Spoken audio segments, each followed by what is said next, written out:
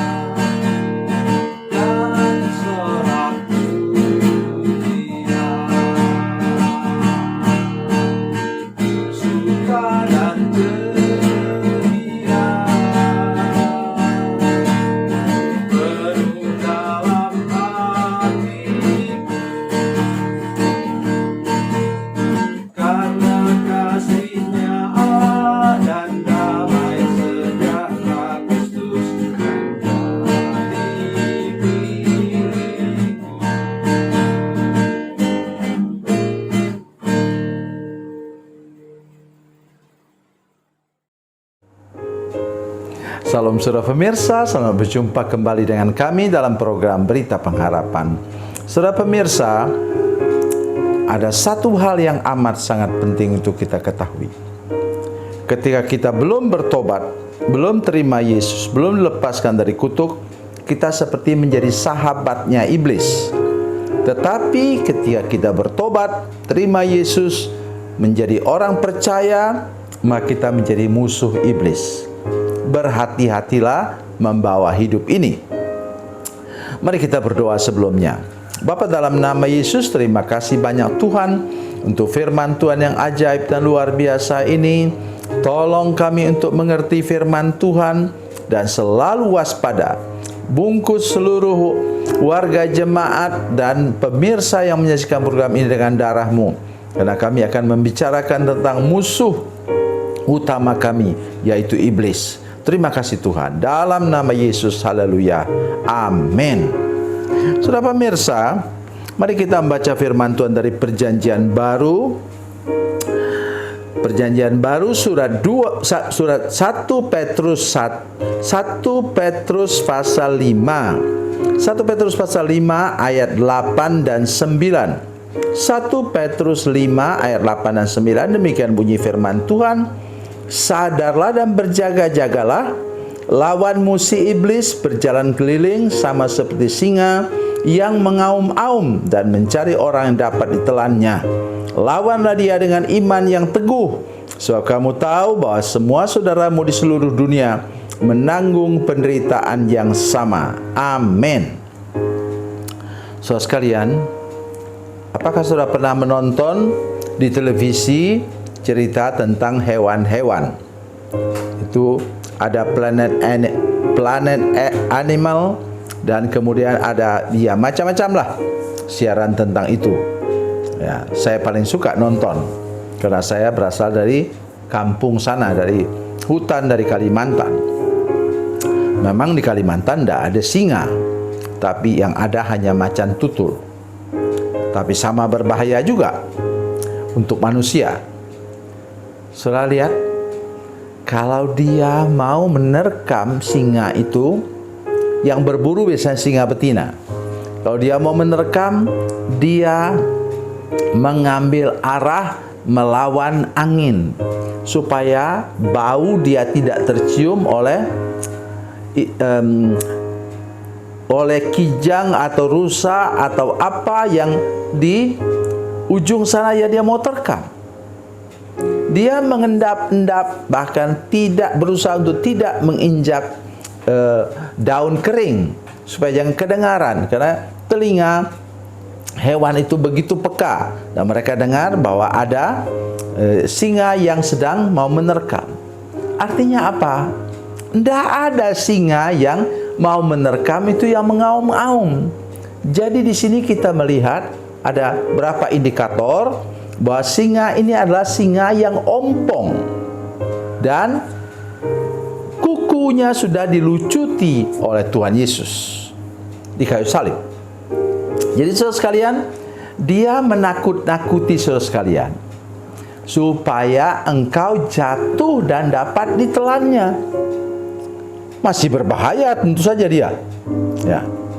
Tetapi maksudnya, tolong kita berjaga-jaga.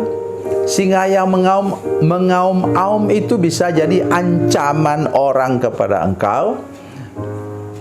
Kata-kata kotor, kata-kata negatif dari saingan bisnismu kepadamu, dan macam-macam. Ada seorang pengusaha besar yang kemudian hancur hidupnya karena apa? Ketahuan bahwa dia pernah selingkuh, dan kemudian dia diambil foto oleh saingannya, kemudian disebarluaskan di media sosial. Akhirnya runtuh rumah tangganya, runtuh juga bisnisnya. Itu sejenis itulah singa yang mengaum-ngaum di zaman modern ini. Satu kali ada seorang ibu yang kaget. Anaknya kemudian menggandengkan dia dengan seorang bapak, sehingga suaminya ngamuk. Ya, kan mudah sekali diedit toh sekarang. Ada alatnya, ada ada alat untuk membuatnya itu. Sama dengan juga di media sosial juga ada bahaya besar. Kalau kita jatuh cinta di media sosial itu sangat berbahaya. Mengapa? Kita tidak tahu orang itu mukanya seperti apa. Karena ada yang dipakai untuk face up, sehingga wajah kita begitu mulus, begitu cantik, diubah dengan alat itu. Ya. Jadi saudara sekalian, ingat hal ini. Itu merupakan singa yang mengaum-aum di zaman supramodern sekarang ini, di zaman IT sekarang ini. Jadi melalui gadget ini dapat membunuh orang juga saudara sekalian. Berbahaya sekali. Oleh sebab itu kita harus menang menghadapi singa yang mengaum-ngaum itu. Nah sekarang mari kita lihat ayat yang ke-9. Lawanlah dia dengan iman yang teguh, sebab kamu tahu bahwa semua saudaramu di seluruh dunia menanggung penderitaan yang sama. Menanggung penderitaan, ditakut-takuti oleh iblis. Lawan dengan apa? Iman yang teguh. Ya. Kalau saudara meletakkan rumahmu, rumah imanmu, rumah rohanimu di atas batu karang yang teguh itu, maka engkau tidak mungkin digoyahkan.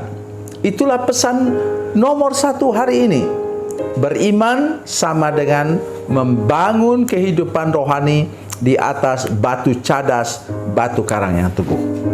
Bila engkau membangun di atasnya, maka tidak ada pencobaan manapun, tidak ada singa yang mengaum-ngaum manapun yang dapat menggoyahkan imanmu. Belajar percaya, belajar lebih serius lagi ikut Tuhan, supaya engkau jangan sampai ditelan oleh musuh, karena engkau terpancing dengan semua intimidasi lewat media sosial sekarang ini. Tuhan Yesus memberkati, Tuhan Yesus baik. Mari kita berdoa. Bapa, dalam nama Yesus, terima kasih untuk firman Tuhan yang baru kami dengar. Kami sungguh-sungguh percaya bahwa Tuhan sanggup menolong kami mengatasi segala pencobaan singa yang mengaum-ngaum itu Tuhan. Terima kasih Bapa di surga. Dalam nama Yesus, haleluya. Amin.